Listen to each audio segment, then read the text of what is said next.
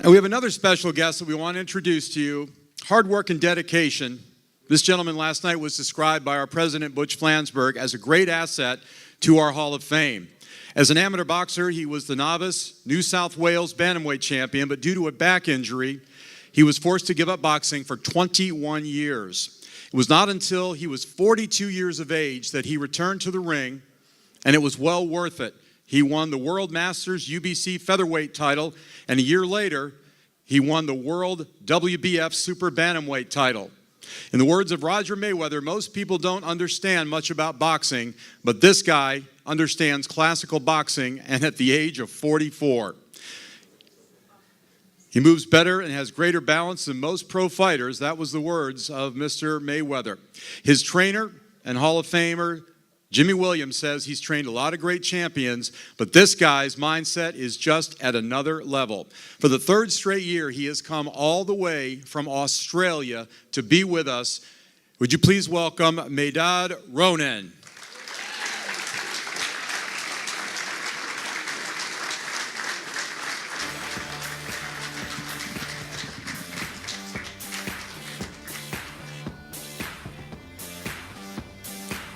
And by the way, if you were here at last year's dinner, you might remember he presented a belt to his trainer, Jimmy Williams. There wasn't a dry eye in the whole place when he got done speaking. He's promised to be a little more lighthearted tonight. I promised my wife, champion. I promised my wife. She said, don't get anybody crying, especially Uncle Jimmy. But anyhow, good evening, everybody, and welcome to the Florida Boxing Hall of Fame. Last year was a very memorable year for all of us. I know I had an amazing year, and I, for one, am definitely looking forward to tomorrow night and hearing all the great speeches that all the fighters and the inductees are going to say. 3 years ago, I instigated or tried to talk to both Butch and Kathy and Frisco in regards to putting on a fight show for the kids and putting on a fight night so they could get out there and just gain experience. And I thought it would really sit well with the Florida Boxing Hall of Fame. And for anybody that was present last night, you could see how well it went and how great the show was.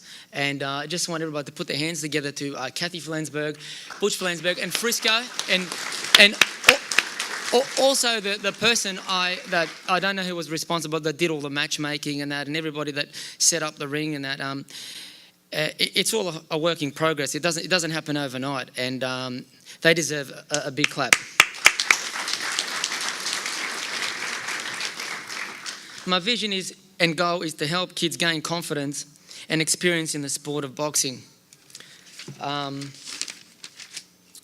This year, my wife and I alone have put on so far 2 fight shows in Australia, 2 in California, and only 2 weeks ago we sponsored and helped put together the New Zealand North Island Golden Gloves Championships. We had 77 fights over 2 days, and it was a great event. This in a week's time, I'm promoting my own show in California with my wife in Fresno. Fresno is home to my wife and her family, and that's part of the reason we come to America every year. The goal is to eventually move here and settle here. But that fight show is going to be at Velarde's boxing gym, and it's all about the kids. It's not about the money. It's about giving the best of myself and my wife to see them succeed and do well in life. But if I could just go into a little story, because I've often wondered, even traveling over here when I was sitting on the plane, and I left my wife and kids in Fresno, and I thought, what makes boxing so special to me? And I'm pretty sure that a lot of you guys would relate to what I'm about to say. But if I could just take 5 minutes of your time and go through a little bit of this. My grades at school weren't really good. I wasn't really good at maths. I wasn't really good in science or anything like that, because I just wasn't affectionate about it. I didn't pay attention. I didn't like it. I was more into woodwork and sports. I excelled in those 2 things. I remember many times the teacher saying to us, hey, kids, I'm just shooting out to the office to do some photocopies, whatever it may be, the chore may be. But just sit down in your desk, make sure you focus on your work, and I'll be back in a few minutes. Naturally, as soon as the teacher left the room, all the kids were separate remove the furniture, and I would hop up. Nickname was Ghetto Kid, and I would just start breakdancing, crazy legs. Breakdance. You want to breakdance for? Anyhow, thanks, DJ. Where were you last year when I was talking about the Jodeci? Anyhow, thanks for that. But anyhow, naturally, a boy called Dazza would hop up and try and pop and lock and all that, and I would get my red, white, and blue headband, put it over my hoodie, and windmills, backspin, crazy legs, and top rock into American freeze. And for the best part, we'd get away with that, and we'd have a lot of fun. All the kids would scream and shout, and when the noise would cut, you knew the teacher would walk in, and that only happened a few times. I would get caught and obviously get into a lot of trouble. But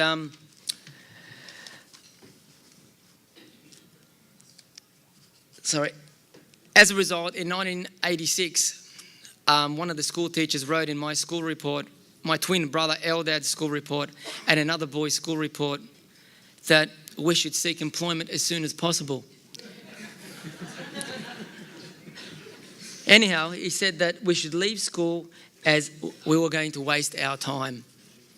And I don't know how that would sit in anybody's school report these days if a school teacher wrote it, but my father didn't like that, obviously, and did he give us a whipping? Anyhow, we stayed in school for an extra year and proved the teacher wrong. As I left school, I went on to win many different things like Reebok aerobic championships and stuff like that. Black and White magazine had me in it. I appeared on the cover of a lot of magazine and back of magazines, and the school teacher, every time he sees me in the street, even to this day, he apologises for what he put in my report. And I accept his apology. It's just, I guess I was a bit of a brat, but still, it is what it is. But anyhow, I do remember a special moment after school when I was working. I remember returning from work one day, and my brother was watching Sports World, had a little interview that Hector Camacho did a little after the Rosario fight. And Hector was talking about how he was a little cockroach rolling around the ghetto. He was, and through boxing, he met ambassadors, he met presidents. He was employed because of boxing. He also went on to say that he had great people around him, well-loved, well-trained. And as I look at that, and I look at some of the things that, as a young kid growing up, I look at all the great friends that alone I've met in Florida. I'm not talking about Vegas, the Mayweathers, or Lamont Brewster's family and everybody else. People like Pink Long Thomas, Frisco Ariola. Only today, for example, Nate Campbell, we jumped in his car and we took a drive down. He took me to this Cuban place and we had like a Cuban sandwich. We had fun there and we were all laughing and telling each other stories. We got some cinnamon Cheerios and we're just cracking up. It was great. And, even on Thursday night when I was here, I was sitting down with Elvin, the commissioner for the Bahamas, and Mike McCullum. Now, if anybody knows Mike McCullum, they know he's a super cool guy and just funny as hell. And now we're sitting there having dinner, and we've been eating for about half an hour, talking boxing and everything. And Mike turns around to me and yells in my ear and he goes, "You're me, Dad. Where you from?" And, he's got this half, to me, it's sort of like half American, half Jamaican accent. I looked at him and I say, "Australia." And he goes to me, "So why comes you box black?" And I say, "Excuse me?" He goes, "Why comes you box black?" And I say, "Well, my teacher's Jimmy Williams." And Mike McCullum turns around to Elvin and says, "I should have known that, man." It was just a funny moment when he did say it. And all respect to Mike, I'm really looking forward to what you have to say tomorrow night. I watched a lot of your fights, and if anybody wants to learn to go to the body, you got to watch Mike fight. But anyhow, beside all that, I just want to finish off to pay respects to everybody that put their hard work in for the fight shows. Without your support or the boxing community of Florida, it wouldn't be possible. I hope that we can continue on putting on these fight nights every year because I know it's just going to get better and bigger. Thank you for having me. God bless you and enjoy your weekend.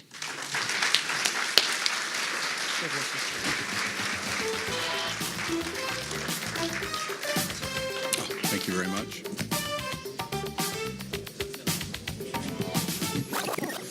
That accent is just so cool. Love it.